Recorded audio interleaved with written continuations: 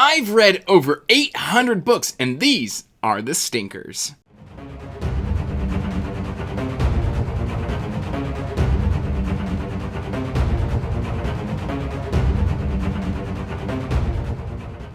Hey everyone, welcome back to Andrew's Wizardly Reads, and today guys, we are doing a video that you don't normally see me do here. You're going to see me get a little salty, get a little nitpicky, get a little angry at some stuff that I've read. But before we get into that, please like this video and subscribe to the channel, as it does help the channel grow. And you can check the description box down below for links to all my social media, including information about my Patreon if you want to help support what I do here. Your support is always greatly appreciated. I just love all of my patrons for helping me pursue this passion and my hobby. So thank you all. Also links to, Pango Books, Discord, stuff like that. Now, with that out of the way, preface here, if you like these books, feel free to let me know in the comments what you think I may have missed, why I should give these books another shot, because this is just my personal taste, what I rated them within the last 4 years of using Goodreads. We've got about 14 books, and we're going to take a look real quick at the tier list before we start adding books to it.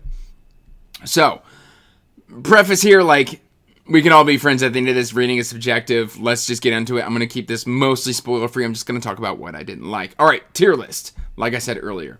So, up top, we've got Simply the Worst. Down below that, we've got This Was Bad. I wish you hadn't done that right below that. And I may give it a go again. And the bottom, possibly too harsh. Now, if you're looking at this, you're like, well, you've got it flip-flopped. Well, the S tier, since we're doing a negative style video, the S tier is top. It's the worst. And then the good stuff's at the bottom. So we've got 14 books here. If you can see it on screen, I don't know how this is going to edit it out. I can already hear some people yelling at me, groaning at me. Let's dive right on in. So we've got right here, to start off this list, I believe this is The Weird and the White Wolf. This is Elric. Is it number 4 or 5? I don't remember. I read the first collection, and this was at the end of the collection. And essentially, this one, sorry, I'm just talking to the camera. I'm not actually doing the tier list. I'm going to say this was bad. And the reason I'm going to say that this was bad was because, A, this story, this is probably just the bind-up's fault. But this story was written before Elric of Melibene, which opens up that collection. And the first story is incredibly polished. It's beautiful, great. I gave it 5 stars. I was so excited. And then I get to the end of the collection from something that was written before that. And, the timelines don't mix up. Just stuff wasn't making sense. Character decisions were changed. Basically, Moorcock just decided to do something, whatever he wanted. And I'm not going to give him a pass for that. I think, that was just poor planning. You could have just rewritten it or something. I don't know. But if you're going to include it in a collection, or if you're going to keep writing in this world, just make stuff flow correctly. We would have character decisions be different. And I know there's a whole multiverse thing within the Elric saga. It's too big brain for me. I don't get it. But this just did not work for me whatsoever. I gave this one, I believe, 1 star. I remember being very, very heated when I finished this book.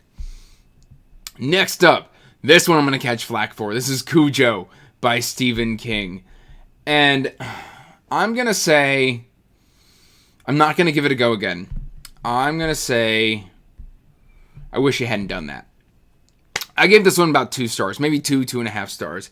And when I was reading it, everything felt incredibly convenient for things to fall the way they did. It had to be a domino effect for this to even work. And, I felt certain character decisions were made that were kind of, outside of that character's normal thought processes. I don't know, putting your mail on pause. And I was just this guy wouldn't do that. Or they just drove right on by. There was just so many things that had to line up for Cujo to happen the way it happens that I didn't quite vibe with it. It felt like this should have been more of a novella instead of a full-fledged novel. And on top of that, King doesn't even remember writing Cujo. So he was on something when he was doing it. He has a history of it. And for me, Cujo's well written. It's just bloated. And I don't know, I feel like it would have worked better in a novella format or a short story collection, something like that. But Cujo just didn't end up working for me, which made me sad because I was really excited for it. Now, this is going to be in Simply the Worst. This is Wise Man's Fear by Patrick Rothfuss. And essentially, the first 200 to 300 pages of this book is just more Name of the Wind, which I found Name of the Wind boring anyways. Like, you can yell at me in the comments all you want. I don't care about beautiful prose. Give me a good story. Give me good characterizations. And then we get this epic adventure that Patrick Rothfuss could have given us. And he said he condenses it down to a paragraph. And then we get into a whole bunch of stuff that I just didn't care about. And then there's a whole bunch of wish fulfillment that I just don't think works. And now we still don't have Doors of Stone over 10 years later. So, I mean, I don't know. I did not like this experience whatsoever. All right, we're going to move right along into another one that's going to get me in trouble. I feel like I'm going to lose friends. Please stay with me and forgive me. These are just my tastes. I feel so bad doing videos like this. We've got Abaddon's Gate. And this is possibly too harsh. Of anything I would come back to, well, no. I don't think I was too harsh. I think I may give it a go again at some point in the future. No, you know what? We're going to move it up. We're slowly just ladder walking this thing up to I wish you hadn't done that. And essentially what this boils down to, if it's the book in The Expanse that I'm thinking about, the villains are just villains because of corporate greed and they wanted to put the screws to people. For no particular reason other than people suck. And that seems to be the theme of villainy within The Expanse is we want to be as crappy as possible to the other guy because we can. And I got halfway through Nemesis games. I remember this. I got halfway through Nemesis games in the series and I was loving it. And then again, it just started doing that same style of let's just be crappy to people because we can. And I just shut the book and walked away. There were some retcons that went on in that book and I was just like, whatever. All right, these are, I'm just going to do 3 rapid fire because these were just bad. Well, we're going to pop one up in there, and I thought I had 3 in here. Okay, so we've got 3 Douglas Preston and Lincoln Child books here. These are all Pendergast novels. I read all of these pre-BookTube. So I must have been updating Goodreads, or when I first started using Goodreads, I was adding Pendergast novels to my rating list, and then like I must have just given these ratings because I haven't read a Pendergast novel in a fair bit. The first 9 Pendergast novels are some of my favorite, like just thriller horror things out there. Like I just loved those books. After book 9, it slowly started getting very, very long in the tooth to the point where like I think we're at like book 16 and the series should have just ended forever ago. And I wish Douglas Preston and Lincoln Child would just stop. I mean, like, they've thrown in time travel at this point, from what I understand. They're doing other spin-offs. Other people are getting their own series. And I just leave Pendergast alone. If you'd ended it at Book of the Dead, that would have been the perfect ending to the series. And instead, they've just kept writing for over a decade now. I think Book of the Dead, I read that in high school. And, yeah, this is just a series I wish would just be put to bed. Like, if you have to kill off the main character, fine, but just please stop. All right, now we're coming to the Robin Hobb of it, and I can already hear some of my friends yelling at me, but we've got 3 of the Rain Wild books that we need to allocate here. And for me, I'm just going to put these into This Was Bad. I'm going to put them... I liked them more than those Pendergast books. Like I was reading the Pendergast books just because I loved them so much when I was younger, and I had hope, and that hope lasted for 3 books longer than it should have. Well, 2 books longer than it should have. After the first book, I should have been like, okay, this series should be done, and then I kept reading. But Rain Wild, I was like, okay, this is Realm of the Elderlings. We're in for a good time. Robin Hobb knows how to write. Some of the worst dragons in fantasy, the worst. And this just felt like it took an adult fantasy series and plunged it into the YA. Just it like took this chocolate goodness and then dunked it in this rancid, I don't know, what's something people don't like? Coconut? I like coconut, but we'll say coconut. Just dumped it in rancid coconut. I was like, here, have this. Just horny teenagers, terrible dragons, cartoon cutout villains, and it just just didn't work for me. There were a couple moments within the series I was like, okay, I like that, and I like that, and I like that. But mostly, I don't like petulance, and I don't like obstinance. And there was just a ton of that within this sub-series, and it made me so incredibly sad. All right. Now, going on into The Forgetting Moon of it all. And I'm going to preface this where I think Brian Lee Durfee is one of the most entertaining booktubers. I love his book recommendations. He's got a fantastic channel. I did this on audio. And at the time, I think I was burnt out on Tim Gerald Reynolds, he's the narrator. And so I'm going to put this in possibly too harsh. Some of the protagonist decisions kind of teetered on YA. There were some characters who thought that they were these killing machines because of an accident. Just keeping it super vague. And I was like, I don't understand that mentality. Like, you deserved everything that happened to you after this, like, situation. Like, I didn't get it. There were some moments that hit really hard within this story, and I really liked the world, and I liked the religion aspect, and I liked the mysteries. There were some, like, teleporting assassins who were always in the know, despite the fact that they were not supernatural. I just had certain problems with structural issues of The Forgetting Moon, and then there was an issue chronologically with somebody being poisoned, and there was a thought process there that didn't work for me. I'm being very vague because I read this like 2.5 years ago, and I just don't remember it all that well, but I remember being just like, when does the hype kick in? So those are my unfiltered thoughts on The Forgetting Moon. I just didn't get it. I don't understand the hype.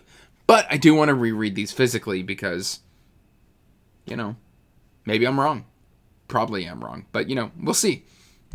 The Dark Age. The Dark Age of it all. This is Pierce Brown, Red Rising number 5. Here, I feel like Pierce Brown just lost his way. I gave this one 2 stars. And this may belong in possibly too harsh. Actually, we're going to move this down to possibly too harsh. In fact, I feel like possibly too harsh, and you know what? Let's switch this. Can I just grab a whole tier and move it? No? Okay, never mind.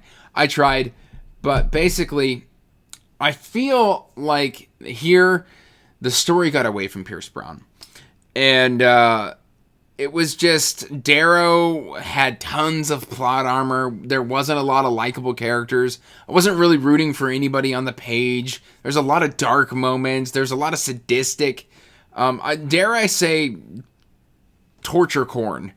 And yes, I said corn.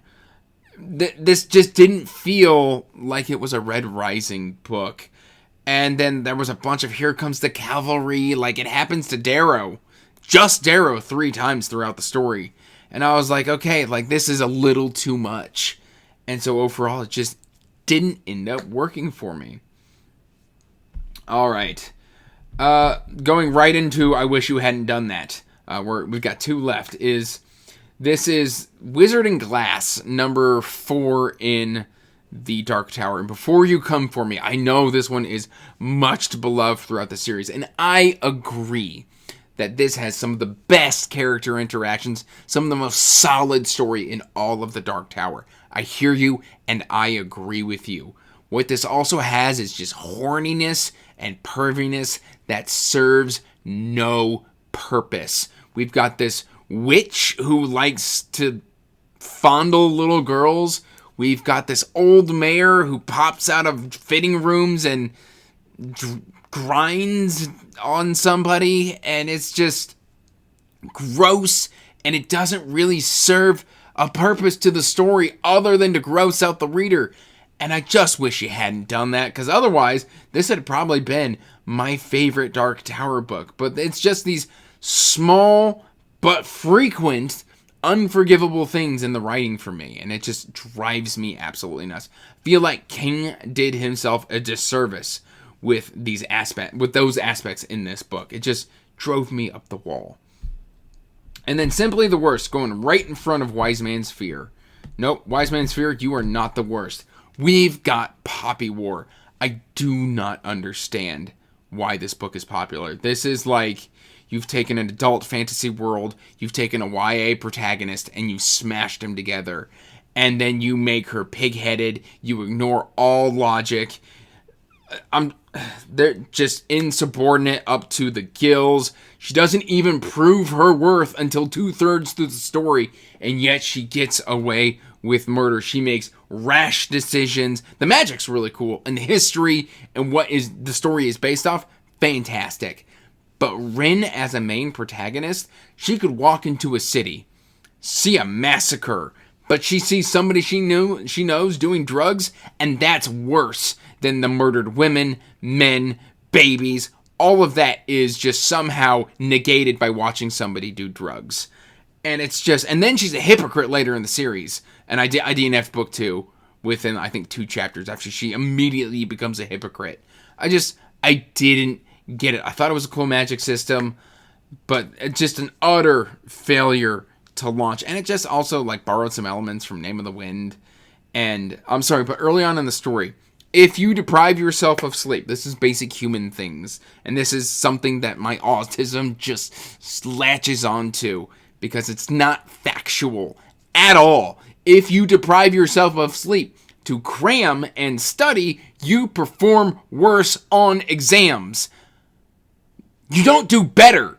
Anyway, sorry. That book gets me heated. That's the end of the list. Please let me know in the comments what you thought of my list, what you think of my rationale and my reasoning. I would love to hear from you. Let's have a good, respectful discourse in the comments down below. I am more than willing to talk to people if you have differences of opinions. But again, I just want to say a huge thank you to watching. And until next time, guys, peace out. Stay magical. Bye. And as always, I want to give a huge thank you to my patrons. Thank you for supporting my passion and my hobby. It means the world to me.